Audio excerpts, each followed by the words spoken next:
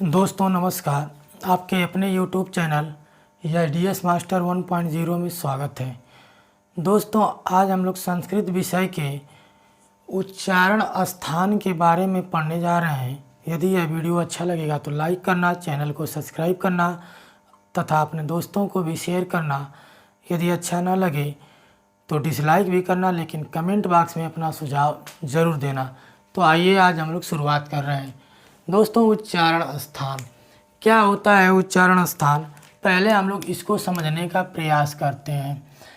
उच्चारण स्थान वे वर्ण जहाँ से उच्चरित होते हैं वहीं उसका उच्चारण स्थान कहलाता है।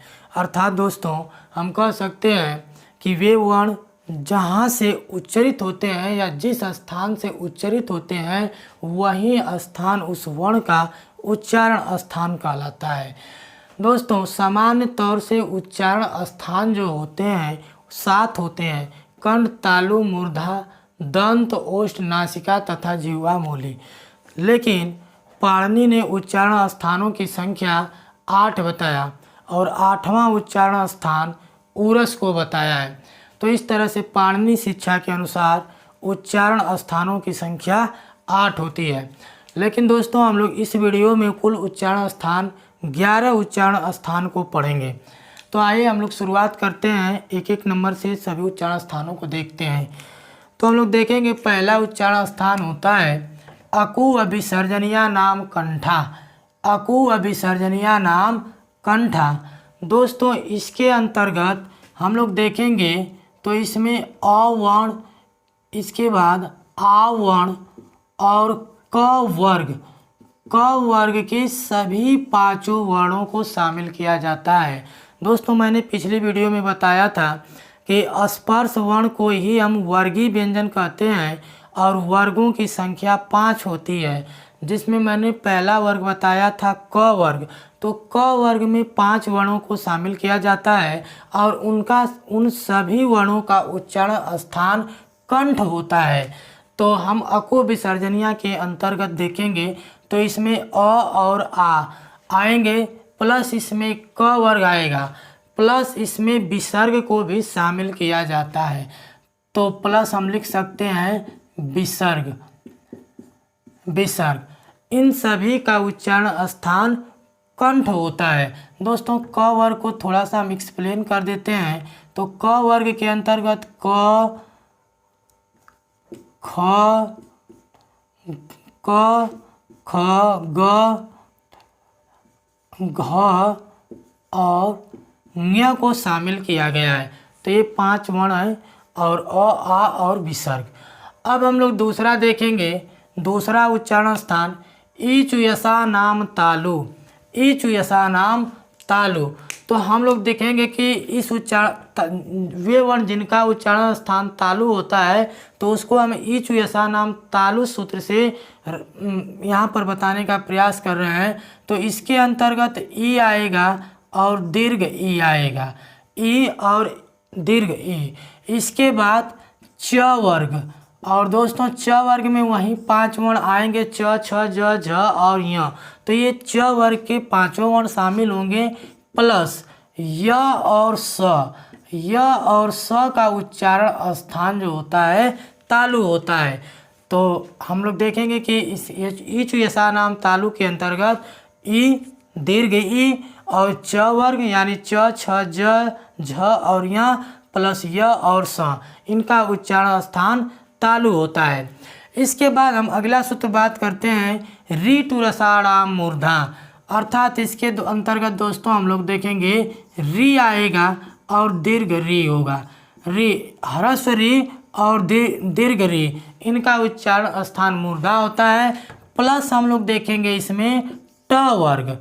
ट वर्ग के सभी 5 वर्ण को शामिल करेंगे, प्लस इसमें हम लोग देखेंगे र और मूर्धन्य स।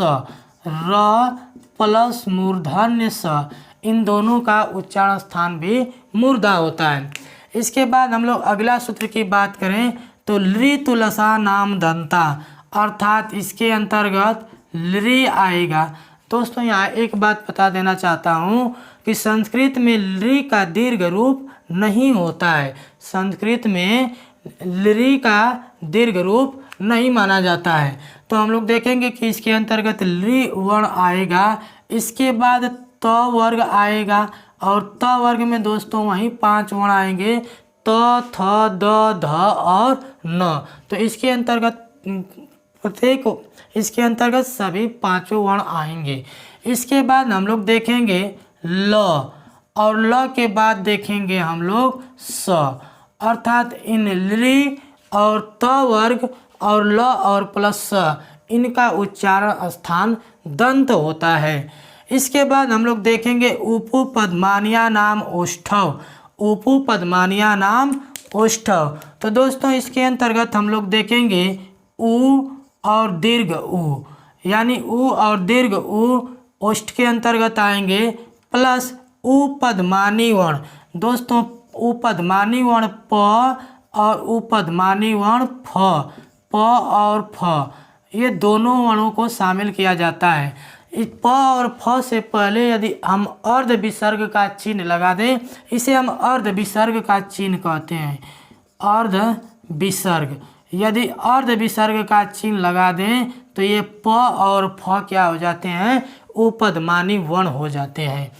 अगला हम लोग देखेंगे यमणना नाम नासिका च, यमणना नाम नासिका च, अर्थात दोस्तों हम लोग देखेंगे कि जो प्रत्येक वर्ग के पांचवा अक्षर है, अर्थात सभी वर्गों के पंचमाक्षर जो होते हैं उनका उच्चारण स्थान जो होता है नासिका होता है, अर्थात उनके उच्चारण में मुख के साथ साथ हम नाक का भी प्रयोग करते हैं। तो इसके अंतर्गत हम लिख देते हैं इन 5 वर्णों को। तो हम लिखेंगे य, म, ड़, न, ये 5 वर्ण जो हैं इनका उच्चारण स्थान जो है नासिक्य है। तो इसको हम लोग याद रखेंगे नासिका के अंतर्गत। अब हम लोग देखेंगे एदैतो कंठ तालु। तो इसके अंतर्गत दोस्तों हम लोग देखेंगे एदैतो कंठ तालु के अंतर्गत, तो इसमें ए आएगा और दीर्घ ए आएगा, ए और आय दोनों आएंगे, और ए और आय का उच्चारण स्थान कंठ तालु होता है, कंठ तालु होता है। इसके बाद हम लोग देखेंगे उदयतो कंठोष्टम, उदयतो कंठोष्टम। तो यहाँ हम लोग देखेंगे इसके अंतर्गत ओ और औ को शामिल किया जाता है। दोस्तों यही एक बात और बता देना चाहता हूँ, जैसे अ का निर्माण ए का निर्माण अ प्लस ई से होता है, और अ का उच्चारण स्थान मैंने यहाँ बताया कंठ होता है, और ई का उच्चारण स्थान ई होता है, इसलिए ए का उच्चारण स्थान अगर हम दोनों को जोड़ देंगे तो कंठ तालु हो जाएगा। ठीक उसी प्रकार से उदयतो कंठोष्टम में मैंने बताया कि उदयतो कंठोष्टम में ओ और अ आता है, अर्थात कंठोष्ट वर्ण जो होते हैं ओ और अ होते हैं।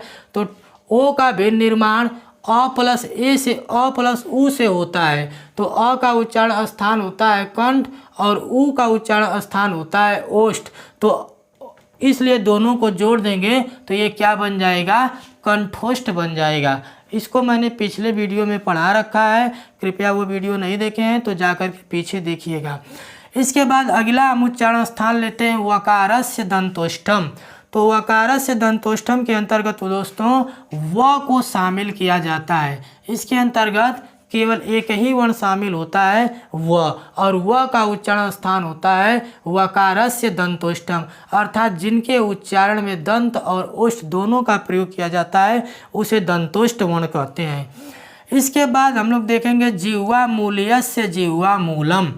तो दोस्तों जिह्वा मूल्यस्य जिह्वा मूलम के अंतर्गत क और ख को शामिल करते हैं, लेकिन क और ख से पहले यदि यह अर्ध विसर्ग चिन्ह का प्रयोग कर दें तो वह क और ख जिह्वा मूली वर्ण में परिवर्तित हो जाता है।